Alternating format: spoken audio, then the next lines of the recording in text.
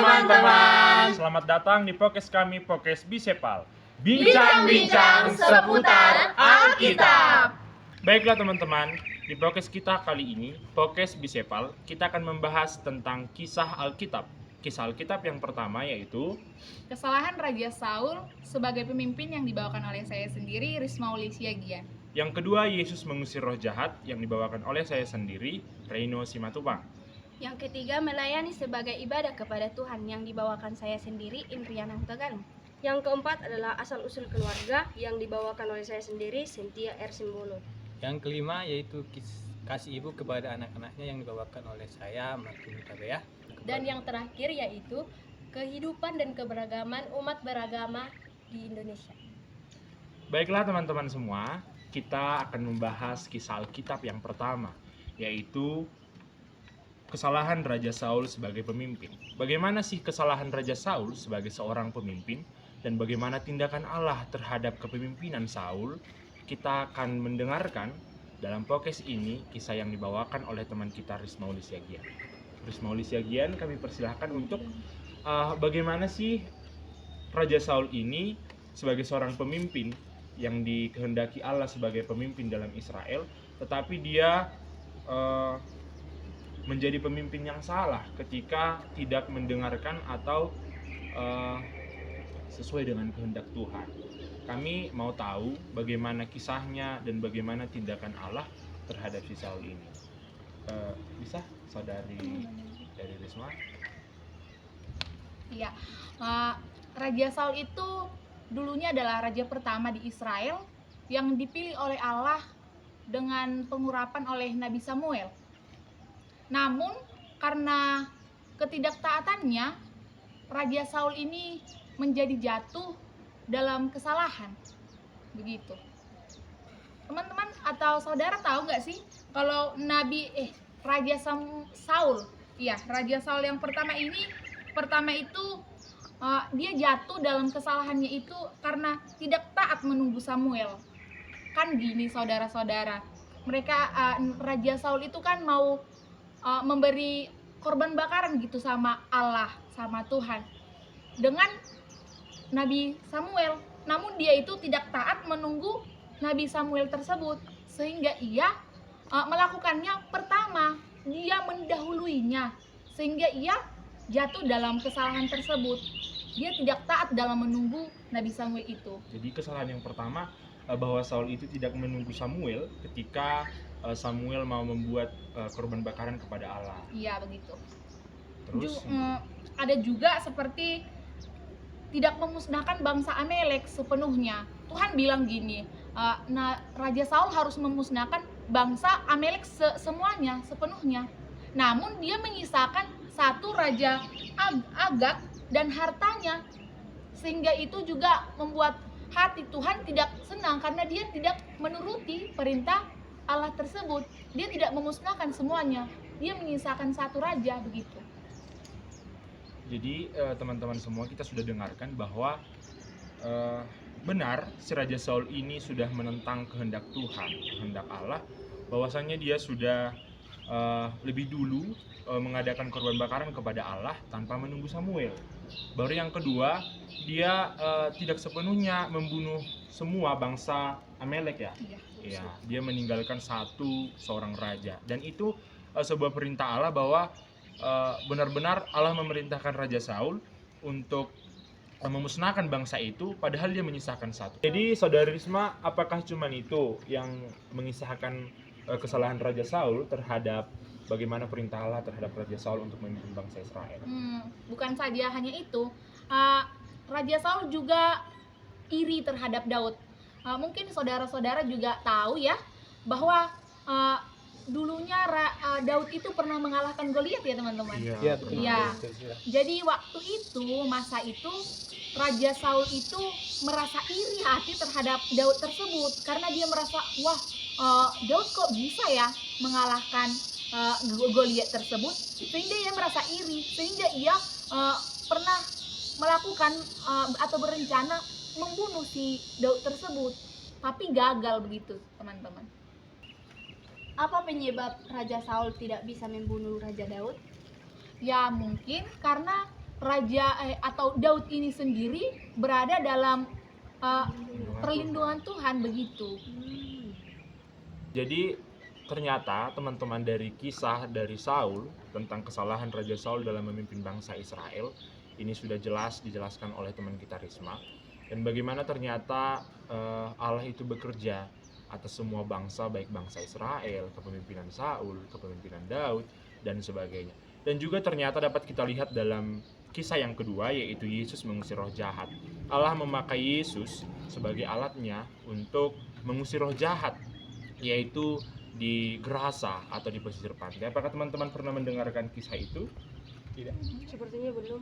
sepertinya belum, saudara. Jadi dalam kisah Markus pasal 5 ayat yang pertama sampai 20 dikisahkan bahwa Yesus benar-benar dituliskan mengusir roh jahat terhadap seorang laki-laki yang kerasukan setan. Di mana laki-laki ini yang kerasukan setan ini, dia sangat menyesal akan dirinya bahwa dia telah ditinggalkan banyak orang karena dia merasa stres. Dia terus tidur di pemakaman, dia memukuli dirinya, dia memukuli temannya, dia juga memukuli para hewan ternak yang ada di sekitarnya. Pada waktu itu, Yesus dan murid-muridnya tiba di pesisir Gerasa.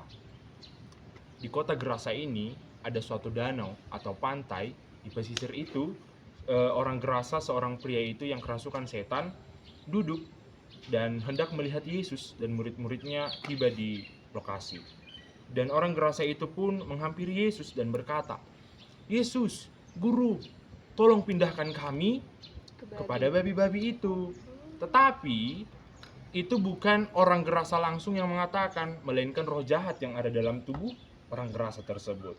Mereka mengatakan, "Kami adalah orang-orang suruhan-suruhan iblis, roh-roh jahat. Jadi tolong kami pindahkan kepada babi-babi itu." Dan Yesus pun berkata, "Detik ini juga kamu roh-roh jahat akan pindah ke babi-babi."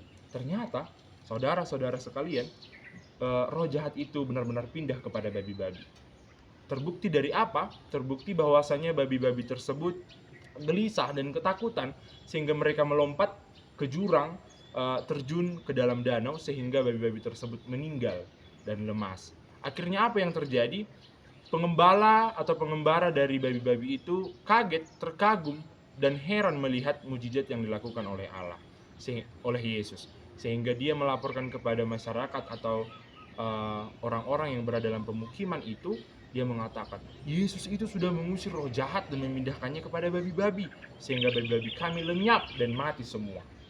Kira-kira itu merupakan kisah yang dapat saya utarakan sebagai seputar kisah Yesus mengusir roh jahat. Dan ternyata ketika orang Gerasa itu sudah sembuh dari diusir dari roh jahat, sudah kembali normal seperti manusia biasa, dia meminta supaya orang Gerasa ini mengikut kepada Yesus. Dia berkata, "Yesus, aku mau menjadi pengikutmu karena aku sudah sembuh dan sudah terlepas dari roh-roh jahat tersebut." Apa kata Yesus? Kata Yesus berkata, "Janganlah kamu mengikut aku, tetapi beritakanlah kemenangan dan keselamatanmu yang diselamatkan oleh Allah kepada banyak orang."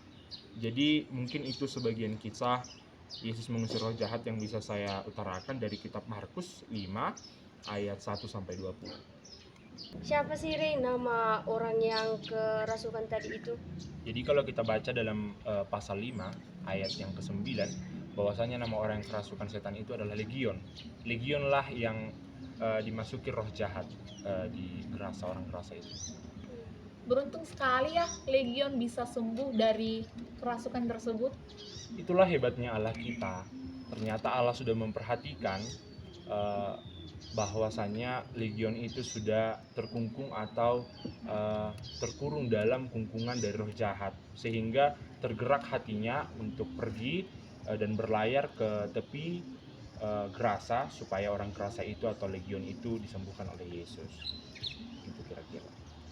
Jadi sekarang terkait dari Yesus mengusir roh jahat, sebuah pelayanan, kita juga akan membahas mengenai bagaimana melayani sebagai ibadah kepada Tuhan. Tadi kita sudah membahas yang pertama Yesus mengusir yang pertamanya Kesalahan itu Raja Raja Saul, yang kedua Yesus mengusir roh jahat, dan kita akan masuk ke dalam pelayanan. Bagaimana sebenarnya melayani sebagai ibadah kepada Tuhan. Kita akan membahasnya melalui narasumber kita, teman kita Indriana Tagalu. Teman kita dapat membacakan dalam Roma 12 ayat 1. Roma 12 ayat 1. Karena itu saudara-saudara, oleh kemurahan Allah aku menasihatkan kamu, supaya kamu mempersembahkan tubuhmu sebagai persembahan yang hidup, yang kudus dan yang berkenan kepada Allah. Itu adalah ibadahmu yang sejati.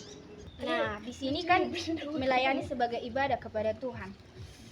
Seringkali orang mengira bahwa ibadah itu hanya untuk pergi ke gereja atau pergi ke ibadah PA, ibadah hari Jumat, ibadah hari Sabtu. Iya, YPDPA. Seperti yang teman kita baca tadi di dalam Roma 12 ayat 1. Jadi ibadah yang sejati adalah ketika kita melayani dengan tubuh dan hati yang tulus, itu adalah sebuah ibadah yang sesungguhnya. Jadi teman-teman, kita sudah mendengarkan bahwasannya melayani sebagai ibadah kepada Tuhan, bahwa setiap ternyata apa yang kita persembahkan dari ketulusan hati, ketulusan tubuh kita untuk melayani Tuhan, itu sudah merupakan ibadah atau pelayanan yang sejati. Jadi kalau kita membahas tentang pelayanan, tentu kita akan membahas bagaimana sih pelayanan itu terhadap berlakunya pelayanan dalam keluarga. Jadi kita akan membahas mengenai asal-usul keluarga, terutama keluarga Kristen yang bersifat pelayanan di dalam kisah Alkitab. Kami persilahkan narasumber kami. Baiklah teman-teman, di sini saya akan membawakan materi asal-usul keluarga. Seperti yang kita ketahui dari zaman kita mulai dari sekolah minggu, bahwa asal-usul keluarga itu ya dari si Adam dan si Hawa. Manusia yang pertama diciptakan Tuhan adalah Adam. Si Adam ini diciptakan Tuhan dari debu tanah. Nah, setelah Allah menciptakan si Adam dan menyalurkan nafas kepada si Adam, Tuhan pun berkata bahwa manusia itu tidak baik seorang diri. Maka Tuhan pun menciptakan si Hawa. Nah, si Hawa ini diambil dari tulang rusuk si Adam tadi. Nah, kemudian si Adam dan si Hawa pun hidup yang diberi nafas oleh Tuhan Allah. Dan dari situ si Adam dan si Hawa pun memiliki 2 orang anak yang bernama Kain dan Habel. Nah, dari situ kita ketahui bahwa merekalah keluarga yang pertama kali diciptakan oleh Tuhan Allah. Nah, keluarga adalah persekutuan kasih antara suami, istri, dan anak-anak yang dibentuk oleh Allah. Dalam Alkitab, keluarga bukan hanya tempat tinggal bersama, tetapi juga tempat bertumbuh secara rohani, emosional, dan moral. Jadi bagaimana tanggapan saudara-saudari terkait dengan kisah asal-usul keluarga yang dikisahkan oleh teman kita Manda? Bagaimana? Ada yang mau di... Jadi kalau dari penjelasan saudari Manda tadi Cynthia, bahwa Gak apa-apa ya Cynthia. Iya. Dari saudara Cynthia tadi bahwa Adam diciptakan dari debu tanah dan diciptakan Tuhan secara khusus. Iya, dia manusia yang pertama. Iya. Sementara Hawa diambil dari Tulang rusuk rusuk si Adam. Nah, bisa kita lihat berarti Tuhan lebih sayang kepada Adam, lebih istimewa cara penciptaannya seperti itu. Bagaimana menurut saudari Manda? Menurut saya itu bukan si Adam jadi paling istimewa, sebab Tuhan berkata kalau dalam Alkitab manusia itu semua sama di mata Tuhan, setara. Mungkin memang manusia yang pertama diciptakan oleh Tuhan itu ya memang udah nasibnya si Adam, dia yang pertama. Tapi akan tetapi meskipun si Adam ini orang yang pertama, bukan berarti jadi dia yang paling istimewa begitu. Semisal nih kakak menanti punya apalah dulu kan, punya pacar nih. Nama pacarnya itu yang pertama si Martin. Nah, kakak kan pacaran nih sama si Martin. Sementara selang waktu kakak sama si Martin ini putus. Nah, selanjutnya terus kakak jadian nih sama si Reno. Nah, otomatis dari situ kita tahu kan kalau si Martin ini belum tentu yang jadi teristimewa sama kakak. Belum tentu. Dan bisa ternyata kita ambil kesimpulan, saudari Manda. Saudari Menandi. Ternyata nanti kalau semisal kalau Hawa dan Adam diciptakan dari debu tanah, berarti dalam Alkitab itu kurang tepat. Dituliskan bahwasannya tadi di dalam Alkitab dikatakan bahwa Adam dan Hawa udah menjadi satu daging. Iya kan? Itu muncul ayat satu daging karena memang si Hawa diambil dari tulang rusuk Adam. Jadi kalau debu ke debu berarti nantinya jadi mana ya? Satu daging dalam debu gitu. Nah, jadi memang sudah diatur Tuhan sedemikian rupa, dan benar yang dikatakan saudari Cynthia bahwasanya semua adalah istimewa, semua adalah sempurna, tanpa Tuhan tidak membeda-bedakan, Allah tidak membeda-bedakan antara Adam dan Hawa begitu. Jadi kita akan lanjut ke topik yang berikutnya, yaitu topik kasih ibu kepada anak-anaknya. Oke, Pak. Jadi saudara Bisepal, jadi saudara Bisepal, di kesempatan siang hari ini kita akan membahas kasih ibu kepada anak-anaknya. Seperti yang kita ketahui, ibu adalah sosok pahlawan bagi anak-anaknya, mulai dari kita dikandung sampai kita kembali ke tanah. Jadi di kesempatan hari ini saya akan berfokus pada satu ayat Alkitab. Bisa kita buka bersama-sama di 2 Timotius 1 ayat 5. Di 2 Timotius 1 ayat 5. 2 Timotius 1 ayat 5. Bisa kita bacakan secara bersama-sama. Sebab 1, 2, 3, ya. Sebab aku teringat akan imanmu yang tulus ikhlas, iman yang pertama-tama hidup di dalam nenekmu Lois, dan di dalam ibumu Eunike, dan aku yakin hidup juga di dalam dirimu. Jadi saudara-saudara bincang-bincang, setelah kita membaca ayat ini tadi, apa yang ada di benak saudara-saudara tentang ayat ini? kalau menurut saya, kalau yang ada di benak saya berarti seorang ibu itu memiliki iman yang tulus dan ikhlas. Ya, oke, baiklah saudara-saudara. Seperti yang disampaikan tadi kawan kita Cynthia, bahwa ibu itu memiliki iman yang kuat. Ya, memang betul ibu memiliki iman yang kuat, terutama kepada anak-anaknya, yaitu seorang ibu ini mendukung anaknya untuk sukses. Gak ada kan ibu yang mendukung anaknya supaya tidak sukses? Ada kok.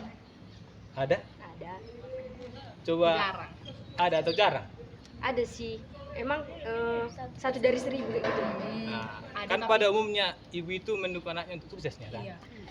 Ada sih yang tidak mendukung tapi jarang. Jadi melalui kesempatan bincang-bincang kita pada siang hari ini, bahwa kita sebagai anak-anak yang lahir dari seorang ibu, marilah kita mengasihi ibu kita, memberikan kepada ibu kita kesenangan supaya ibu kita menjadi panjang umur sampai kita tua kelak. Sekian.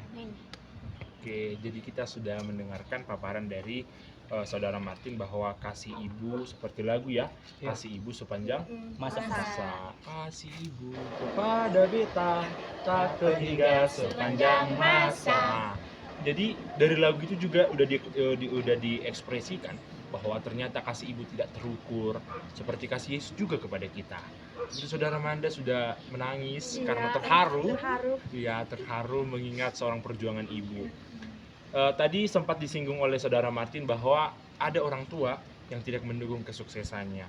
Ternyata kalau dilihat atau didengar dari sudut pandang manusia, mungkin bukan karena tidak mau dan tidak setuju ya, tetapi kurangnya biaya, kurangnya tenaga, kurangnya tempat, kurangnya banyaklah kondisi yang tidak memungkinkan untuk melanjutkan keinginan dari si anak. Mungkin itu yang bisa kita dengar dan kita simak bersama tentang kasih ibu kepada anak-anaknya.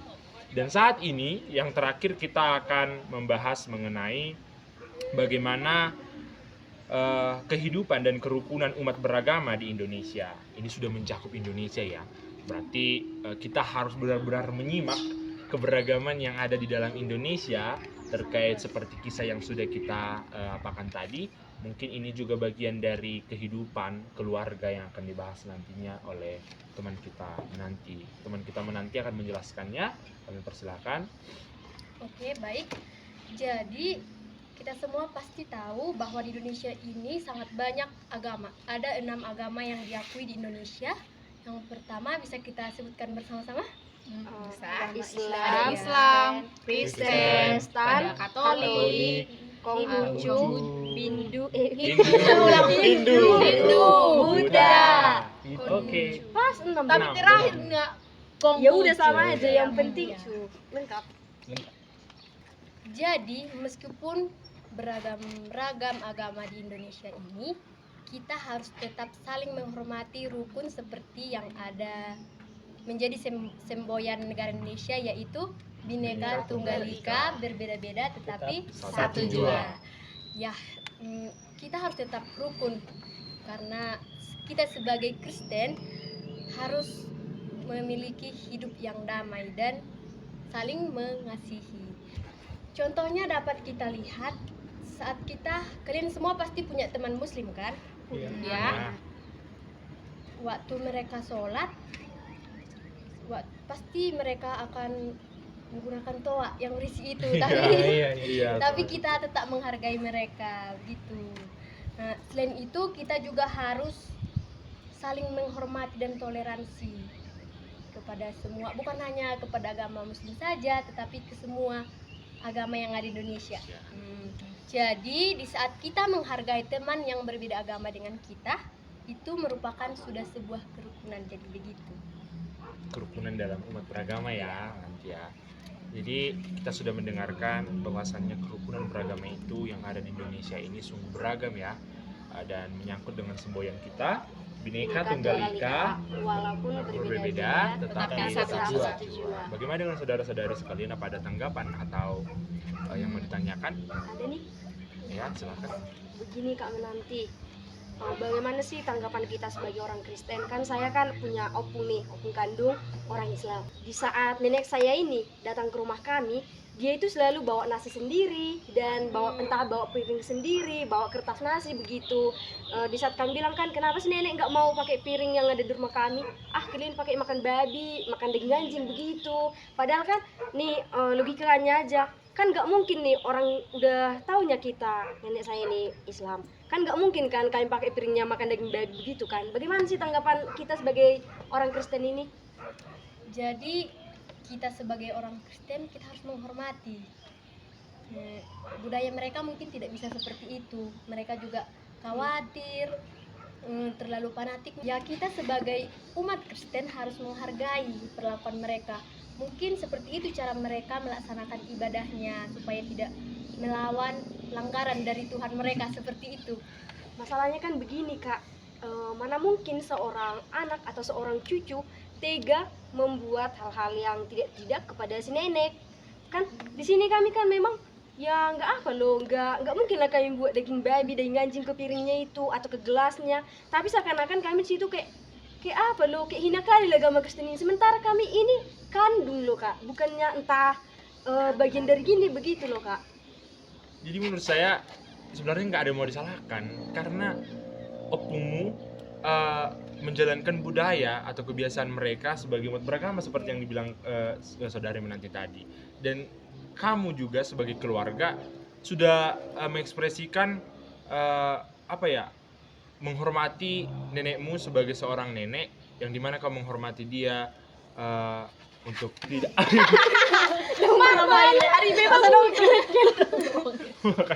untuk makan babi. Tetapi itu tadi masalahnya sebenarnya sama gimana ya, mau menyalahkan nenekmu nggak bisa, seperti yang bilang tadi lah, emang udah budayanya.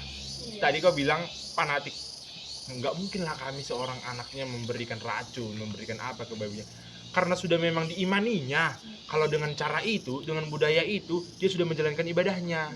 Racun ke babinya mau bilang anjir. Yang penting teracuni lah neneknya. Iya. Tapi kan Reino, contohnya seorang anak orang ini, Iya. kan kalau apalagi udah kumpul bersama, mau makan sama-sama, dibawa makanannya sendiri atau barangnya, kayak apa kali, kayak mana aku bilang ya, kalau bahasa kayak persili kali gitu, kayak Berarti beda kali. di sini kesannya ya bertepuk sebelah tangan, kami menghargai nenek kami sedangkan nenek kami tidak menghargai Iya, kami. gitu. Iya kan? Jadi kayak Kenapa tidak gitu. menghargai kalian? Emang Ya apa lo? Bentuk penghargaan nenekmu adalah yang pertama, nenekmu diundang untuk makan di rumah, dia datang.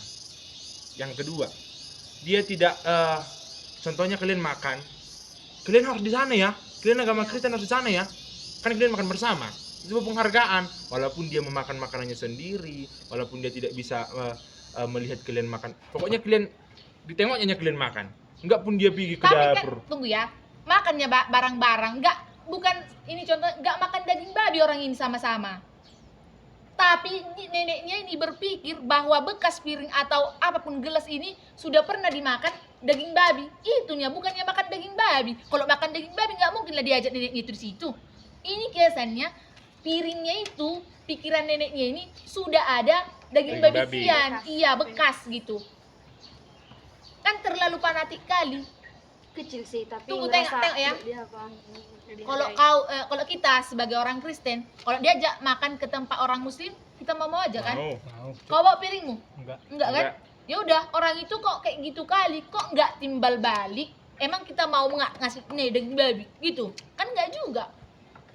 Jadi kesannya nggak enak kali gitu. Aku juga kalau kalau datang orang dibawa-bawa piringnya ke rumahku, nggak suka aku.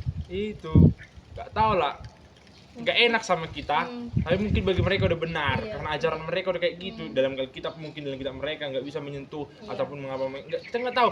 Kita harus, paling tepatnya kita harus menanyakan kepada opungnya kenapa kayak gitu, dan kita nggak bisa membantahnya karena mungkin dia udah punya bukti, udah punya apa yang mau dikerjakannya dan sesuai dengan imannya, kepercayaannya. Nggak ada yang salah. Seperti kata teman kita Dora, semua agama tidak benar. Oh tidak, semua itu agama benar.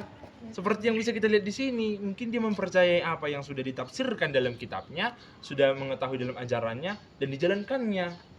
Tapi memang nggak enak lah perasaan kita sebagai anak. Tapi mau gimana? Iman kita sudah berbeda. Itulah susahnya.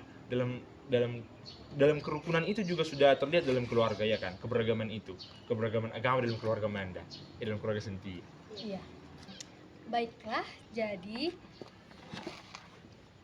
kita harus memulai kerukunan itu dari hati kita sendiri, dari diri kita sendiri. Karena semua agama itu benar, kan? Iya. Iya kan? Iya. Iya, Menurut pandangan masing-masing. iya, Menurut pandangan mereka masing-masing. menurut sisi pandang masing-masing. Dan semua agama itu pasti mengajarkan yang baik. Tidak ada agama yang mengajarkan tentang kejahatan.